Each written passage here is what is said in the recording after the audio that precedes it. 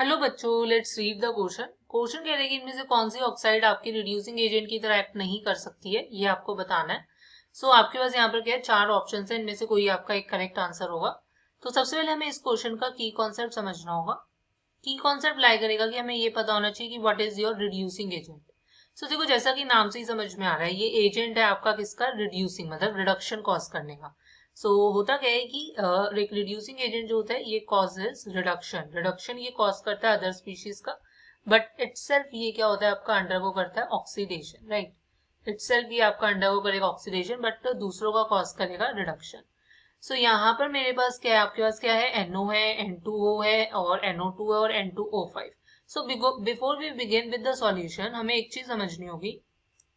आपका होता क्या है कि अगर हम बात करते हैं तो देखो कि हमारे पास क्या होता है, ये नाइट्रोजन है। हमें नाइट्रोजन की ऑक्सीडेशन स्टेट पता होनी चाहिए। देखो, मिनिमम क्या होती है इसकी -3, एंड यहीं पर जो मैक्सिमम होती है इसकी वो होती है हमारे पास +5, राइट।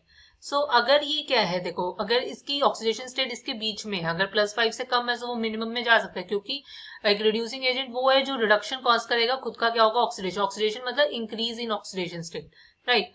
कहने का मतलब है, इफ आई से कहने का मतलब है, अगर -3 में है तो वो इंक्रीज करके +5 में जा सकता है, अगर +5 में तो डिक्रीज करके -3 में, बट हमें इंक्रीज से मतलब है। कहने का मतलब है कि NO में अगर आप देखोगे आपका नाइट्रोजन जो होता है ये +2 में, ये इंक्रीज कर सकता है +5 में, ये रिड्यूसिंग एजेंट की तरह एक्ट करेगा। N2O में जो नाइट्रोजन है ये +1 में, ये भी इंक्रीज कर सकता है। NO2 में आपका नाइट्रोजन +4 में है, ये भी +5 में जा सकता है। बट N2O5 में नाइट्रोजन जो है वो ऑलरेडी +5 में है, मैक्सिमम +5 है, उससे ज्यादा बियॉन्ड वो कर ही नहीं सकता है। मतलब सिर्फ डिक्रीज करेगा, ये रिड्यूसिंग एजेंट की तरह एक्ट नहीं करेगा। The final answer is option D. Hope you understand it well. Best of luck. Thank you.